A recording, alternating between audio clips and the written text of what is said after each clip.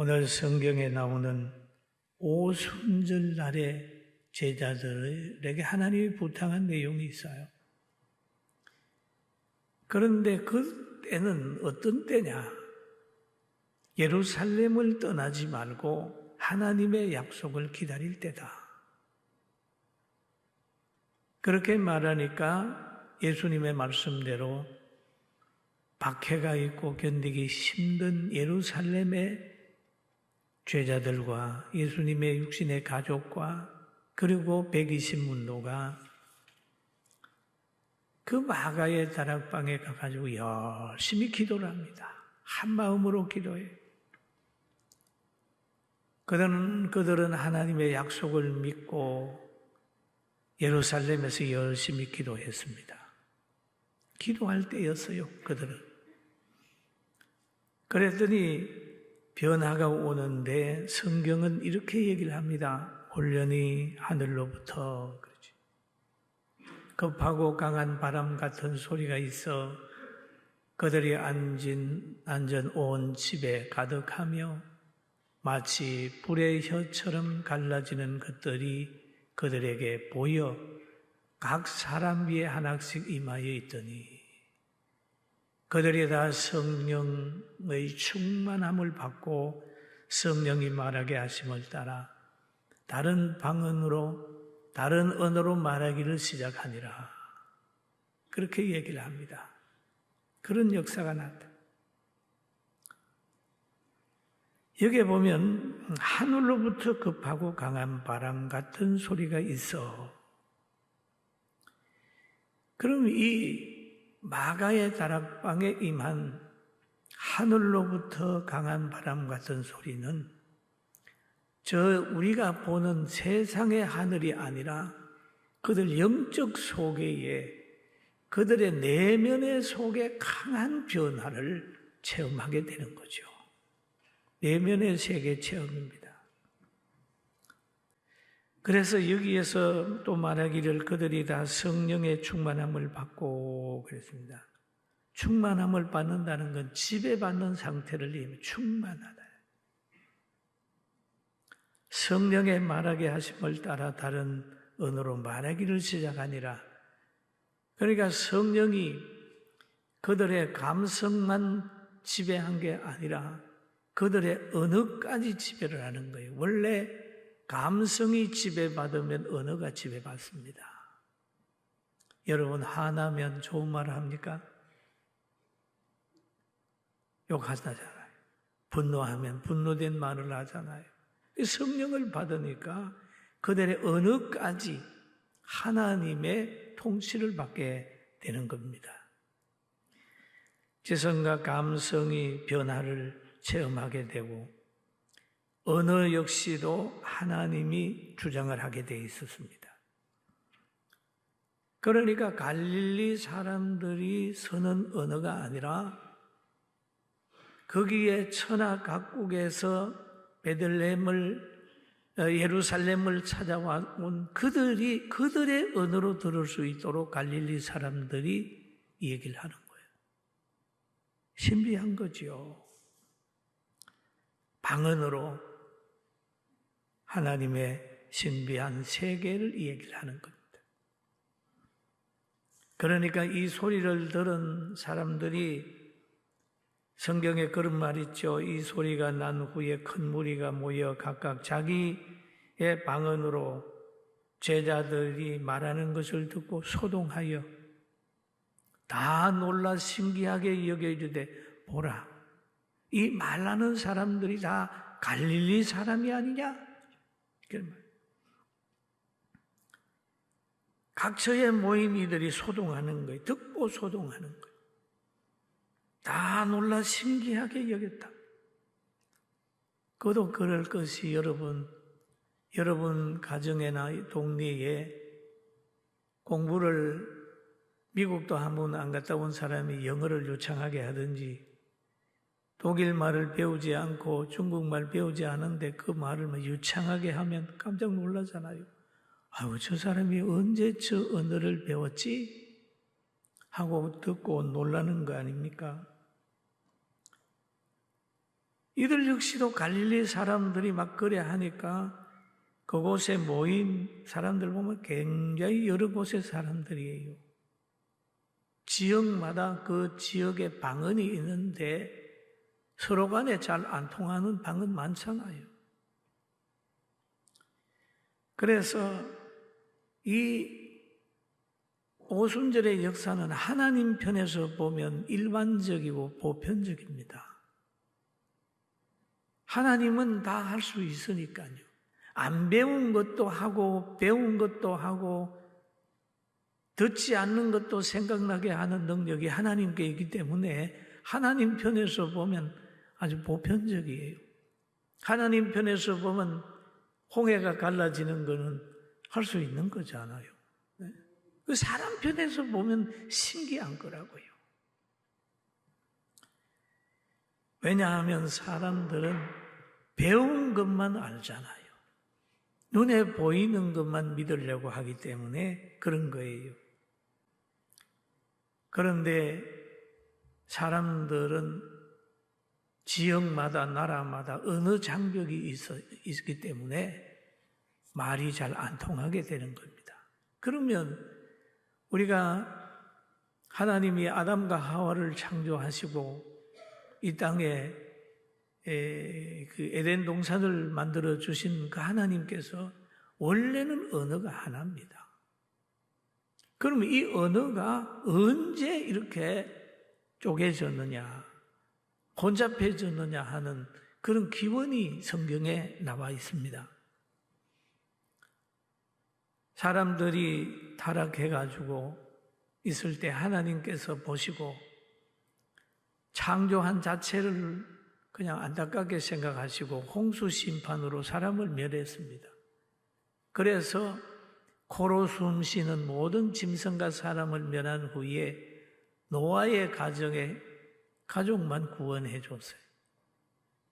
그러니까 그 가정이 구원받은 다음에 아주 땅도 많고 번성하게 됐어요. 그 언어가 하나예요. 언어가 하나니까 그들은 이 언어가 하나가 된 걸 가지고 뭐 하려냐 하면 자기들의 세상을 만들려고 하는 욕구가 있는 거예요. 사람이 절대 권력을 가지든지 힘을 가지든지 뭔 걸 가지면 자기 교만해져 가지고 뭔가 하려고 하는 욕구가 있기 때문에 하나님을 대적하는 행위를 하게 되는 겁니다. 그래서 홍수 후에 언어가 하나인 그들이 서로 이런 말을 하고 있습니다. 창세기 11장에 보면 들은 말이지. 11장 3절에 이렇게 기록하고 있습니다. 서로 말을 하되 자 벽돌을 만들어 견고히 굳자하고 이에 벽돌을 돌을 대신하여 역청으로 진흙을 대신하여 또 말하되 성읍과 탑을 건설하여 그 탑 꼭대기를 하늘에 닿게 하여 우리 이름을 내고 온 지면에 흩어짐을 면하자. 그렇게 얘기를 하는 거죠.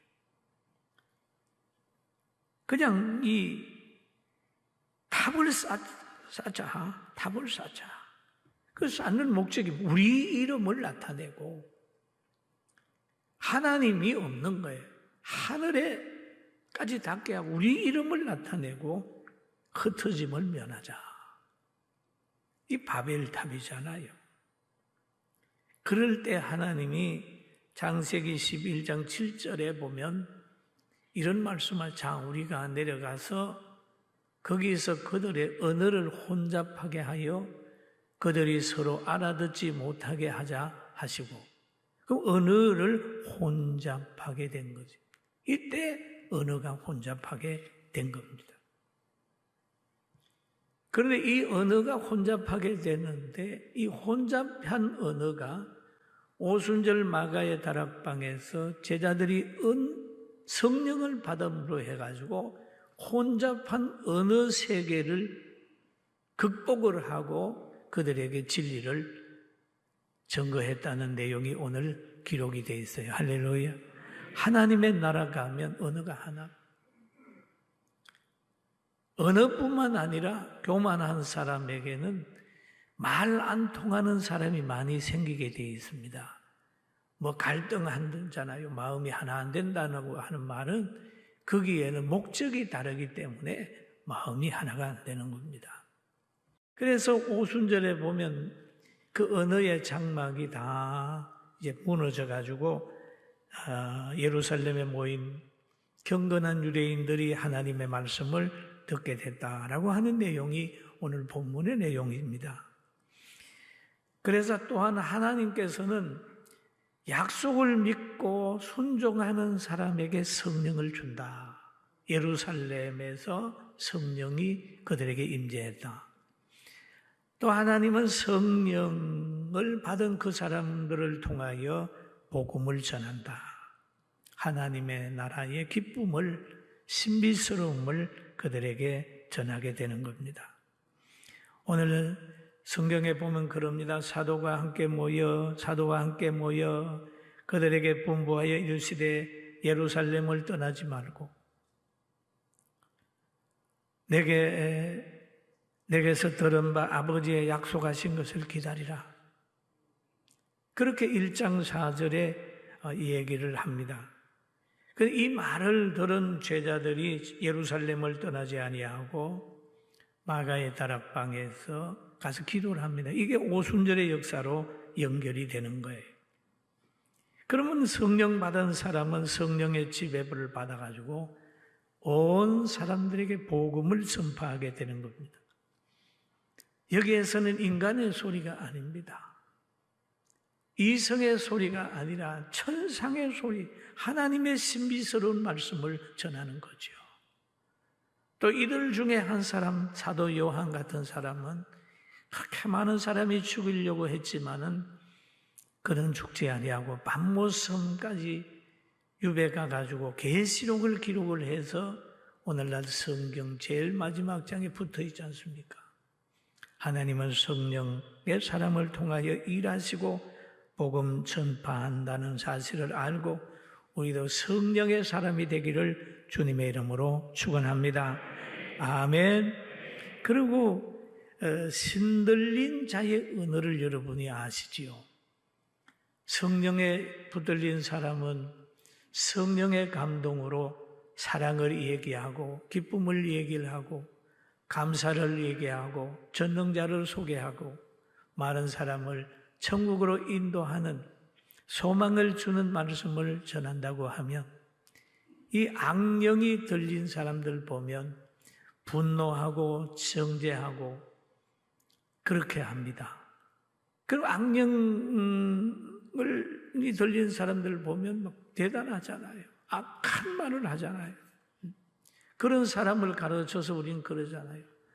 좀 이상하다. 성경이 표현돼 미쳤다라고 얘기를 하잖아요. 미쳤다.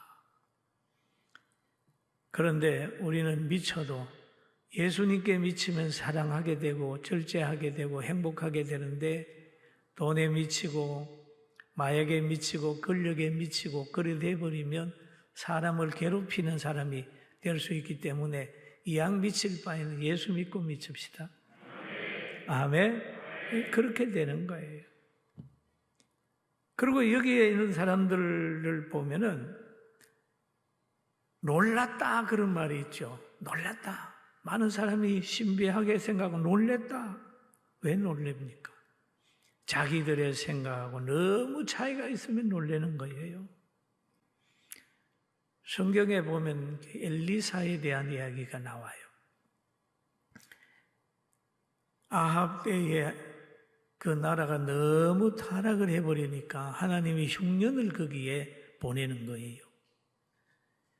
그럴 때 하나님께서 엘리야를 보호해줘야 되기 때문에 어느 날은 거린 시냇가로 보내놓고 까마귀를 통해서 아침 저녁으로 떡과 고기를 물어다가 먹이고 그 거린 시냇가 골짜기에서 나는 물이 있는 걸 마시게 했어요. 근데 날이 점점 더 가무너졌어요.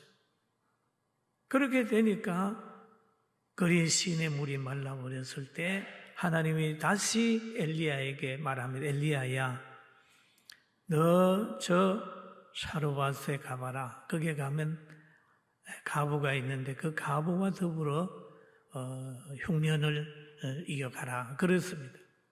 엘리야가 가가지고 그 가부가 마지막 떡을 구워서 먹고 자녀들과 함께 죽으려고 계획하고 나뭇가지를 주울 때 엘리야가 만났어요.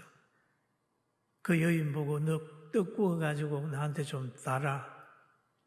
그렇게 하니까 그가 말합니다. 아유, 가루 조금 있고 기름 조금 있는데 나뭇가지 주워가지고 자녀들 먹고 죽으려고 그럽니다. 그럴 때 그거를 가져오라고 그러는 거예요. 그러니까 이 여인이 엘리야를 에게 갖다 줍니다. 그리고 엘리야는 그 전에 그런 말을 하지요. 너의 여호와께서 엘리야를 통하여 하신 말씀같이 가루가 떨어지지 아니하고 병의 기름이 없어지지 아니하니라 라는 말을 하잖아요. 그 약속을 했어요. 너 그거 갖다 주면 이렇게 될 거야. 그 여인이 순종했을 때에 가루 단지에 가루가 떨어지지 않고 기름이 마르지 않았다. 여러분, 하나님의 편에서 보면 일반적이지만 사람 편에서 보면 신비잖아요. 가루를 채워야 가루가 나오지 기름을 부어야 기름이 나오잖아요. 채우지 않고 붓지 않은데 나온다고 하는 건 이해가 안 되는 거예요. 그게 신비입니다. 그런 것처럼 오순절 마가의 다락방에서 은혜 받은 그들을 바라보는 여러 사람들도 그런 거예요. 어떻게 배우지도 않았는데 우리나라 말을 하냐? 갈릴리 사람들이, 저 무식한 사람들이 어떻게 저렇게 신령한 말을 하는가? 놀라는 거죠. 그러나 하나님 편에서 보면 다 이해가 됩니다. 할렐루야. 그래서 우리가 신앙인들하고 신앙인 아닌 사람하고 이만큼 차이가 있어요. 사랑하는 성도 여러분, 우리는 어떤 평가를 받을 때 좌절하지 말고 하나님을 사랑하고 날마다 일어서기를 주의 이름으로 축원합니다. 그래서 이들이 평가를 하는 거예요. 다 놀라며 당황하여 서로 이르되 이 어찌 됨이냐 하며 어떤 이들은 조롱하며 이르되 그들이 세술에 취하였다 하더라. 조롱하여, 조롱하여. 기분 나쁘잖아요, 조롱하는 거. 그래, 어떤 이들은, 전체 다는 아닐 수 있잖아요. 어떤 이들은, 그러잖아요. 사람들은 자기 생각대로 늘 말을 하는 거예요. 어떤 사람은 자기 편만 보호를 해요. 사상이 같고, 이런 사람들은 보호를. 그런데 오늘 하나님을 우리가 생각을 해보면 하나님이 선택한 사람이 있는데 바울 사도라고 하는 사람이 처음에는 사울이었어요. 사울인데 이 사울은 예수 믿는 사람들을 그렇게 싫어했어요. 막 스데반을 죽이는데 앞장섰던 사람이고 예수 믿는 사람들을 잡아 죽이려고 또 예루살렘에 끌고 오려고 결박시키는 건세를 가지고 저 다메섹에 가다가 예수 만났어요. 예수님 만난 후에 성령을 받게 되니까 그만 그의 삶이 완전히 바꿔졌습니다. 그래가지고 그가 성령의 인도함을 받아서 복음을 전하게 됐어요. 그랬더니 이 사람을 사도행전 26장에 보니까 이런 말이 있어요. 베소도라고 하는 사람이 있습니다. 아주 대단한 사람이죠. 크게 소리 질러 이르되 바울아 너가 미쳤도다. 자기 이성으로 생각이 안 되는 거 미쳤다도다. 여러분 예수 믿고 혹시 미쳤다 소리 들어보셨습니까? 들어봤다면 감사하고 할렐루야 하길 주의 이름으로 축원합니다. 왜? 보통 사람 보고 미쳤다 소리 안 해요. 타협하는 사람 보고 미쳤다 소리 안 해요. 그냥 진리 가운데 쫙 가는 사람들 보고 미쳤다고 그랬는데 결국 미쳤다고 하는 그 사람은 나중에 와서 무릎을 꿇게 되는 걸 많이 경험하게 되는 거예요. 그리고 바울 사도도 그렇고 예수님이 역사를 하게 되니까 하나님의 역사로, 사랑의 역사로 귀신을 쫓아내는데 많은 사람들이 예수님을 바알세불을 힘입어서 귀신을 쫓아낸다고 하고 예수님을 막 조롱하고 그랬습니다. 얼마나 조롱했느냐 하면 막 침을 뱉고 머리를 막 갈대로 치면서 그렇게 조롱했어요. 여러분 신앙생활 하다가 때로는 무시당하고 조롱받을 때라도 주님 생각하면서 성령 충만해서 기쁘고 할렐루야 찬송하게 되길 주의 이름으로 축원합니다. 여기에 술 취했다라고 하는 말, 새술에 취했다라고 하는 말이 있어요. 제가 어느 술 잘 드는 분 보고 이 얘기를 해봤어요. 왜 그렇게 술을 잘 드십니까? 그러니까 너무너무 골치 아파서 술 먹는 시간에 그렇게 기분이 좋대요. 황홀하고. 저는 안 먹어봐서 모릅니다만 그렇게 그 시간만은 기분이 그렇게 좋대요. 그런데 그만 사람이 술 먹고 술이 술을 먹고 술이 사람을 먹으면 사고를 치게 되죠. 여기에 이들이 볼 때 어떻게 보였길래 새술에 취했다고 했을까요? 그들에게 두려움이 있었겠습니까? 그의 자연스러움과 두려움이 없고 그냥 하는 그런 모습을 보고 이야 새술에 취했나 보다 그랬다. 여러분 우리는 성령 받아서 한격에 매이지 말고 환하게 웃으면서 누가 봐도 평안한 사람으로 보여지게 되기를 주님의 이름으로 축원합니다. 할렐루야. 거침없이 진리를 쏟아내는 거죠. 여러분 내성적인 사람들도 보니까 어떤 사람은 술 먹으니까 거침없이 막 쏟아내더라고요. 진리를 거침없이 쏟아내는 거 아니까 그걸 악하게 표현을 해가지고 새술에 취했다고 얘기를 하는 것 같아요. 사랑하는 성도 여러분, 우리가 천국을 전하고 또 예수님을 사랑하고 그래야 됩니다. 그런데 사도들이 전하는 것을 보면 이해 못할 게 많이 있을 거예요. 미친 사람으로 또 이 얘기하는 사람도 있을 수 있을 겁니다. 왜? 부활을 믿는 사람들은 제자들의 말을 들으면 이해가 가는 거예요. 그러나 부활을 모르는 사람들에게 예수님은 구주입니다. 예수님은 하나님의 아들입니다. 예수님은 전능자입니다. 또 예수님이 부활하셨습니다. 그러면 미친 사람으로 보는 거죠. 그러나 정상이 미친 사람으로 보일 때가 있으니까 말을 보지 말고 성경을 보면서 위로받게 되길 주의 이름으로 축원합니다. 아멘. 그래 여기에 성령 받은 사람은 아주 정상이었어요. 아주 정상이었어요. 그런데 조롱하는 사람이 있고 미쳤다고 하는 사람이 있었습니다. 그리고 새술에 취했다고 하는 사람들도 있었습니다.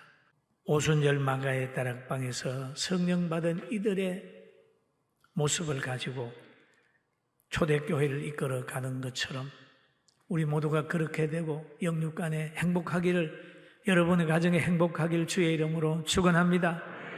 병원에 있는 분들도 회복되기를 주의 이름으로 축원합니다. 가정에 계시는 분들도 그 가정에서 승리하기를 주의 이름으로 축원합니다. 해외에 있는 분들도 승리하면서 잘 마치고 돌아오기를 주의 이름으로 축원합니다. 여러분 오늘 한국교회는 그럽니다. 예배를 회복하자, 특별히 기도하는 날로 오늘 정해서 교회마다 열심히 회복을 위해 기도하게 될 겁니다. 오늘 이 시간 여러분 성령 안에서 온전히 회복되기를 주의 이름으로 축원합니다.